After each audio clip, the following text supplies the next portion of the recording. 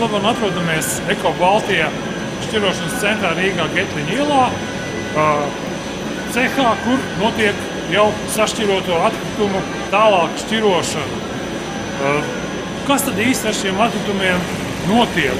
Cik tālu Latvijā esam tikuši ar dalīto atkritumu vākšanu? Tātad, ja mēs runājam par dalīt vāktiem atkritumiem, tad mums ir jānodala tomēr divas lietas. Viena ir bioloģiskie atkritumi un viena ir iepakojums. Kāpēc es saku jānodala? Tāpēc, ka, teiksim, ar iepakojumu mēs jau strādājam sen. Jau vairāk kā 10 gadus jau mēs šķirojam. Tur kartons, plasmasa, tur pet pudeles, stikls, piemēram, ja.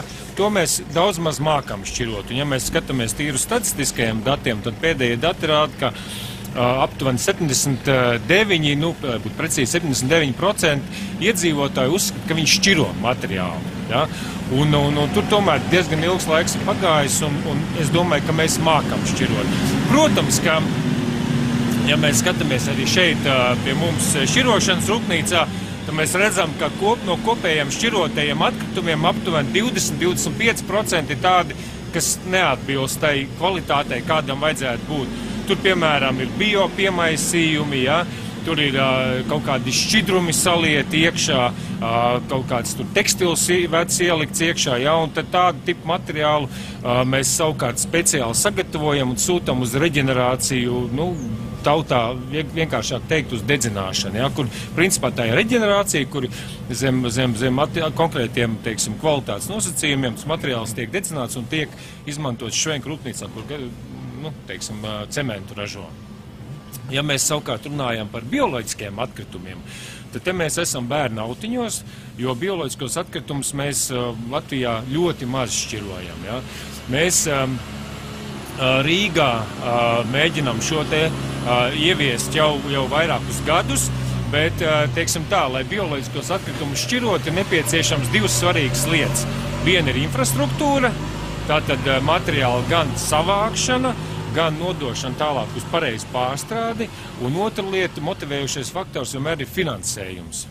Jo, lai šķirotu, cilvēkam ir vajadzīgs šis burkāns, lai cilvēks būtu ieinteresēts šķirot materiālu. Ja? Ja mēs runājam atkal par to pašu kartonu, plastikātu un iepakojumu, tad šo materiālu mēs tātad savācam pa velti, iedzīvotājiem par to nav jāmaksā. Un principā šīs te savākšanas izmaksas ir iekļauts jau sadzīves atkritumu tarifā. Ja mēs runājam par bioloģiskiem atkritumiem, tad līdz šim bija 80%, tarifs ir 80% no sadzīves atkritumu tarifā. Izmaiņas būs sākot ar 24. gada 1. janvāri, kad šīs te attiecības būs jau izdevīgākas bioatkritumiem, tad bioatkritumu tarifs būs 60% no sadzīves atkritumu tarifa. Ja? Un tas, protams, mēs domājam veicinās zināmā mērā šo te šķirošanas aktivitāti. Vēl viena lieta, protams, ir šis te uzstādījums, ka no 1. janvāra arī pašvaldībām ir jānodrošina bioloģiskā atkrituma šķirošana. Tas ir katras pašvaldības pienākums, kas līdz šim nebija. Ja? Protams, ka šeit ir jāņem vērā tas, ka iedzīvotājiem nav pienākums pieteikties uz šo te bioloģisko atkritumu šķirošanu, līdz ar to šeit veidojas tāda zinām neatbilstība, ja? Un iedzīvotājs var nevēlēties šķirot. Ja? Un, protams, ka vēl viena lieta, kas katru gadu mainās, tad šis te dabas resursu nodoklis. Dabas resursu nodoklis paliek lielāks, un līdz ar to palielinās arī sadzīves atkritumu tarifs. Un tāpēc iedzīvotājiem vajadzētu būt izdevīgāk arvien vairāk domāt par šķirošanu. Latvijā dabas resursu nodoklis par atkritumu apglabāšanu ir vislielākais Eiropā. Vai jums nešķiet tagad arī Saeima apstiprinās 7. decembrī budžetu un arī viņi palielinās, vai tas tomēr nav nesamērīgi, ka mums Eiropā visaugstākais nodoklis un būs vēl lielāks? Es vairāk skatītos uz to, ka varbūt dabas resursu nodoklis ir augstāks, bet es vairāk skatītos uz šīm te atkritumu tarifiem kā tādiem, kuri tomēr, ja mēs skatāmies uz Eiropas līmeni, tad mums ir zemi, vēl joprojām zemi, ja? Un līdz ar to tas nozīmē, ka dabas resursu nodoklis ir viens no komponentiem šajā, teiksim, tarifa, cik liels ir tarifs par sadzīves atkritumu savākšanu, ja? Tā kā, protams, ka jebkura aktivitāte, kas palielina sadzīves atkritumu tarifu ir vērsta uz to, lai iedzīvotāji vairāk šķirot. Un ja mēs, teiksim, zinām, ka bioloģiskie atkritumi ir aptuveni 40–50% sadzīves atkritumu, teiksim, vispār sadzīves atkritumu kopumā, tad, iedzīvotājiem, protams, ja viņi var izšķirot ārā aptuveni 40% no sadzīves atkritumiem un nodot tos par, teiksim, tarifu, kas ir 60% no tarifu, tad tas viņiem ir izdevīgi iedzīvotājiem. Protams, ka ir iespējams samazināt atkritumu izvešanas biežumu, sadzīves atkritumu izvešanas biežumu ir iespējams samazināt.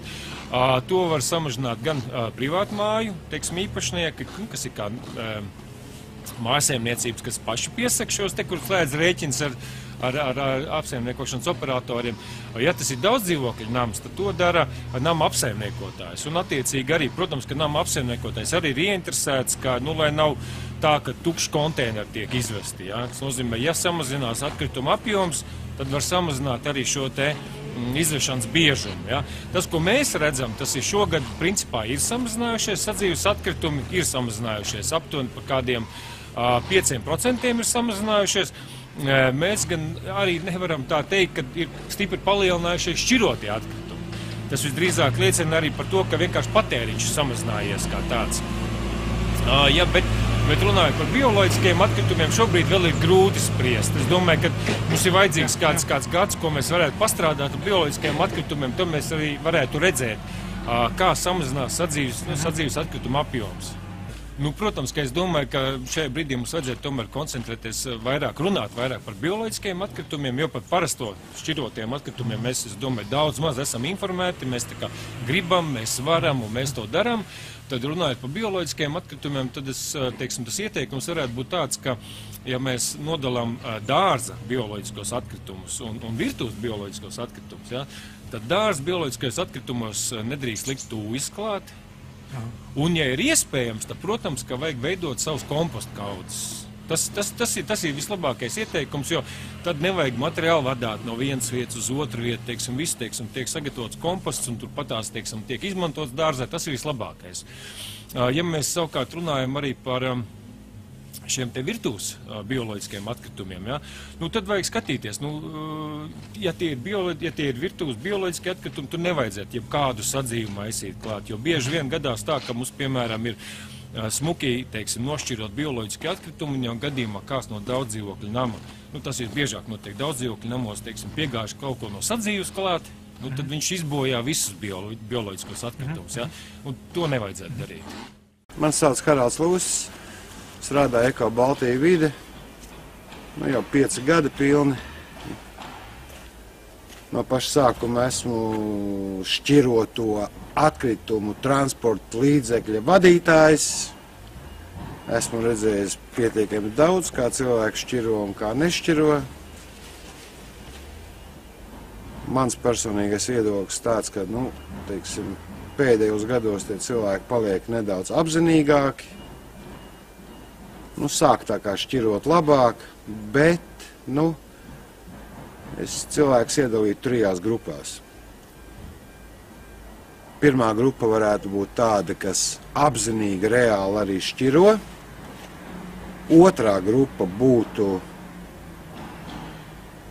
kas grib, bet nemāk un nesaprot, jo trūkst informācijas. Vai viņi neseko informācijai, vai viņi negrib sekot. Trešā grupu es iedalītu tādu, kas vienkārši ļaunprātīgi izmanto šķiroto atkritumu izvešanu, kura tiek nodrošināta cilvēkiem pa velti. Viņi vienalga mēģina domāt, ka viņi ir gudrāki, prātīgāki un grūž visu pārējo iekšā šķirotajos. Tāpēc tas viss gan apgrūtina gan šķirošanas ceha darbiniekus, gan mūsu, gan arī to slaveno Getliņu kalnu mēs apaudzinām vēl lielāku un visām tām pārējošām izējošām sekām. Tas tās mans personīgais viedoklis. Atgriežoties atpakaļ pie šīm 3 grupām, ko es nosaucu. Ir privātais sektors un ir guļam rajonu sektori saucamie. Privāti sektori vairāk, kas ir saucamās privāti mājas, tur cilvēki cenšas jo viņiem tiešām tā šķirota atkrituma izvešana tiek nodrošināta pa velti. Tātad viņiem tā sadzīves atkrituma izvešana mazinās samaksas. Nu, viņi cilvēki cenšas tiešām, jo tur tu vari viņus arī kaut kā sodīt. Trakākais ir ar daudzdzīvokļu namiem un koplietošanas laukumiem. Nu, tur cilvēkiem ir pilnīgi redzama vai nu vienaldzība vai informācijas trūkums.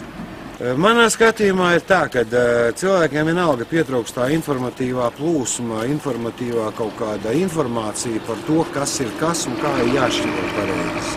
Labi, es kā vadītājs, man ir arī krāvējs, kurš arī ļoti labi izglīto cilvēkus darba laikā. Ja? Palīdz viņiem apskaidrot, cilvēku nāk, prasa, mēs ar viņiem kontaktējamies, runājamies. Un arī tas ir tāds mazais darba ieguldījums, ko mēs darām viņu izglītošanā. Bet tas ir pa maz. Tas ir 1 pret 1. Bet cilvēki jau ir daudz. Jā, visi tie iedzīvotāji. Tas nav grūti īstenībā. Jo pareizi šķirojot īstenībā, es pats uz savas ādas, es pats dzīvojot, es pats šķirojot mājās. Es zinu, cik maz paliek sadzīves atkritumi. Vienkārši viņi paliek ļoti maz. Un arī manā privātā sektorā, ko es apkalpoju savos maršrutos, arī cilvēki to pašu atzīst un saka. Kad pareizi šķirojot, šķiro, viņam sadzīve gandrīz vai nav. Un tas ir tas rezultāts. Kas tad ir iepakojums īstenībā? Ja? Jebkas, ko jūs ejat uz veikalu un pērkat, visu jums dod iepakojumā. Desas jums dod iepakojumā, alus buņģiņus jūs pērkat iepakojumā, siļķis un pārējo visu, tas viss ir konzervbuņģis, tas viss ir iepakojums, ja? Jebkas maisiņi, kartona kastītes, tas viss ir iepakojums. Šobrīd viss, ko jūs veikalā pērkat, viss ir iepakojumā. Nu, siļķu visi produkti, viss ir jāizmazgā. Tāpat piena pudeles, kefīra pudeles, tetrapakas, viņas ir jāizmazgā. Nevajag tāpēc mest visu iekšā, kopā ar visiem atkritumiem, un viss ir tīrs, viss ir jāizmazgā, un visiem būs labi, un visiem būs prieks. Un šķirotājiem būs prieks, un materiāls būs labs, un viss būs labs. Šeit Eko Baltijas šķirošanas centrā vērtējām un skatījāmies, kas notiek ar sašķirotajiem atkritumiem un kādi izaicinājumi ir atkritumu dalītajā vākšanā.